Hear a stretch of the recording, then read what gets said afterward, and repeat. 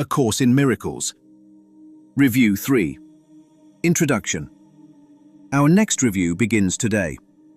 We will review 2 recent lessons every day for 10 successive days of practicing.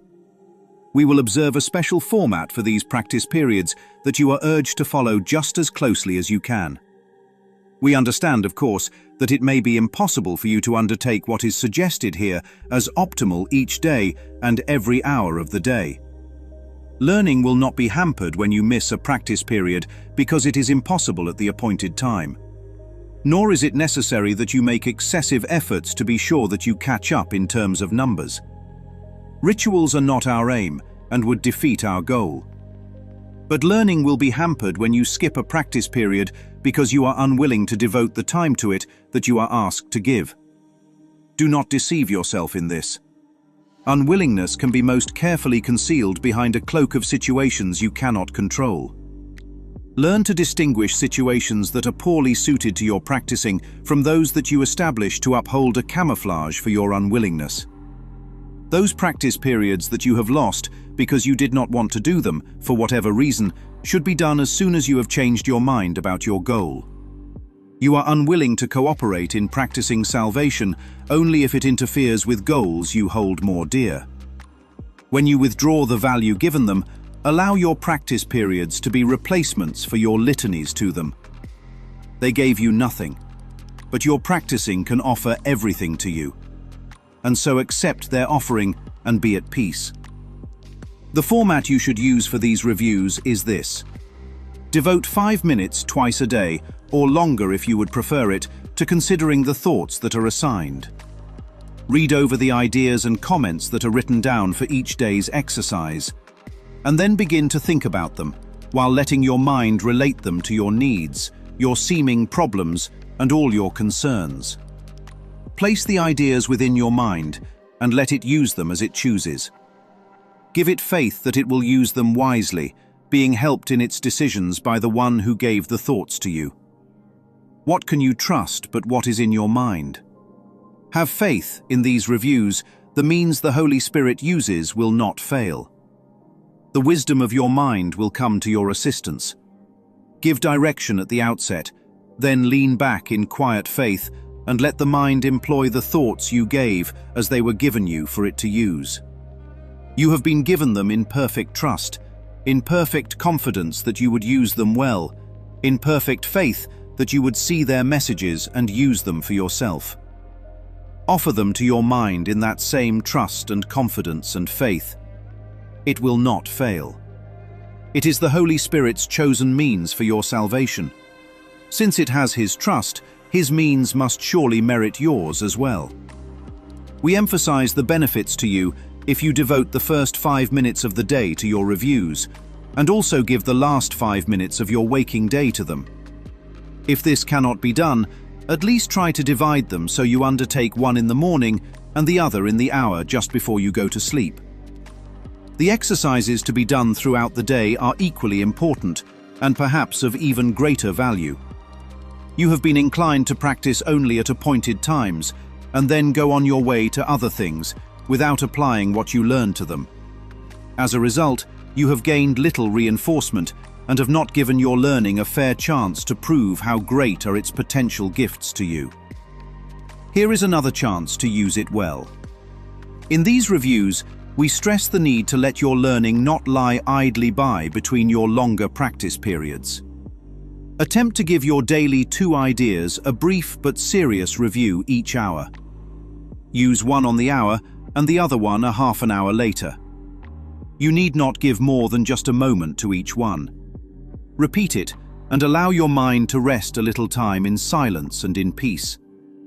Then turn to other things, but try to keep the thought with you and let it serve to help you keep your peace throughout the day as well. If you are shaken, think of it again. These practice periods are planned to help you form the habit of applying what you learn each day to everything you do. Do not repeat the thought and lay it down. Its usefulness is limitless to you, and it is meant to serve you in all ways, all times and places, and whenever you need help of any kind. Try then to take it with you in the business of the day and make it holy, worthy of God's Son, acceptable to God and to yourself. Each day's review assignments will conclude with a restatement of the thought to use each hour and the one to be applied on each half hour as well. Forget them not. This second chance with each of these ideas will bring such large advances that we come from these reviews with learning gains so great we will continue on more solid ground, with firmer footsteps and with stronger faith. Do not forget how little you have learned. Do not forget how much you can learn now. Do not forget your Father's need of you.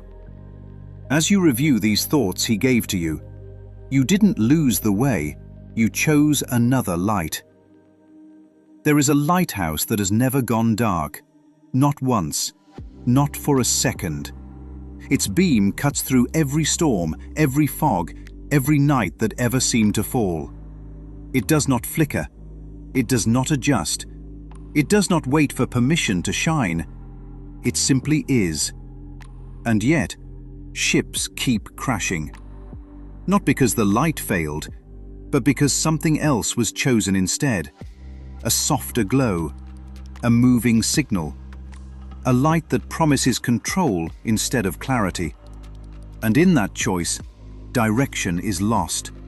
Not taken, not stolen, chosen away from. This is what review is correcting. Not the ocean, not the weather, not the lighthouse, but the habit of choosing lights that move. Because a moving light can never guide, it can only distract. And here is the break most minds do not want to see. Every missed practice is not a scheduling issue. It is a decision. A quiet one. A disguised one. But a decision all the same. Something else was given more value in that moment. Another light was followed. And the mind will say it had no choice, circumstance, timing, pressure. But beneath all of it is preference. And preference is direction. This is why the teaching does not negotiate. Do not deceive yourself, because deception here is not lying to others. It is misreporting what was chosen, calling distraction necessity, calling avoidance responsibility, calling drift just how the day went. But the day did not move the ship. The chosen light did. And the old patterns, the litanies, they are nothing more than repeated routes that never arrived. A list of reasons that sound different but lead to the same place. I didn't have time. It wasn't the right moment. I'll do it later. Different words, same direction. Away. Review does not argue with these. It replaces them. Because when true guidance is used, false guidance becomes unnecessary. Not defeated, not resisted. Just unused. Like a map that is no longer consulted. And now the structure becomes precise. Morning, night. The opening and closing of awareness. The conscious return to what does not move. But the real transformation is not at the edges of the day. It is in the middle, in the hour, and then the next, and then the next. Because navigation does not happen at the dock. It happens while moving.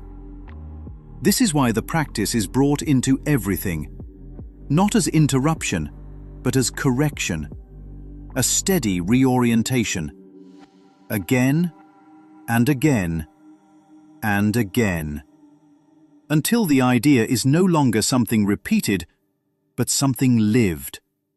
Because a truth used once is a concept. A truth used continuously is guidance. And here is the quiet shift. The mind is not being trained to think better. It is being trained to trust what is already true. What can be trusted but what is in the mind?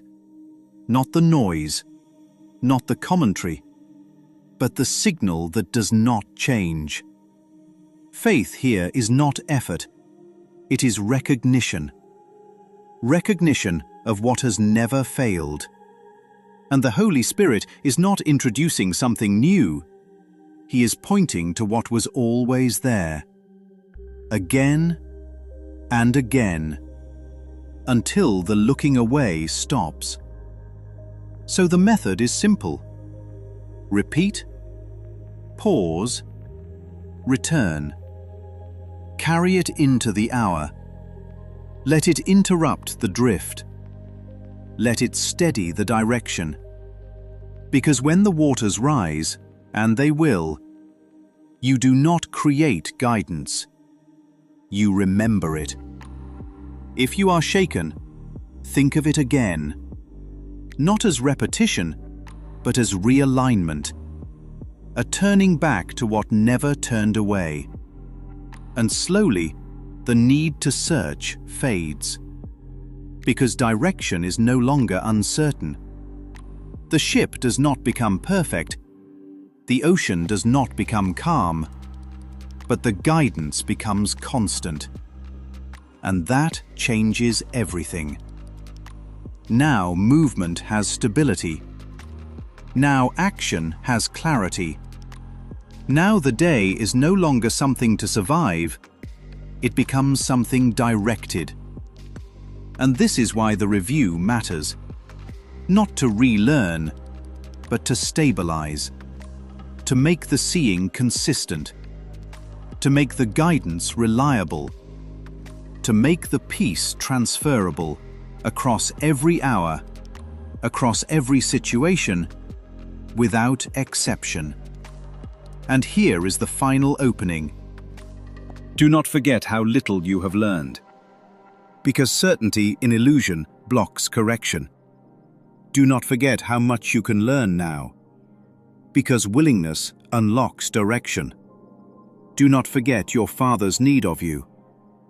Because the light is not private.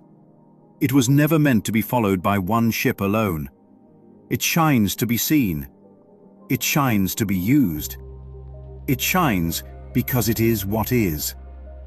So nothing new is being asked. No new ability. No new strength. Only this. A single, quiet, relentless question. In this hour, and the next, and the next. Which light is being followed now?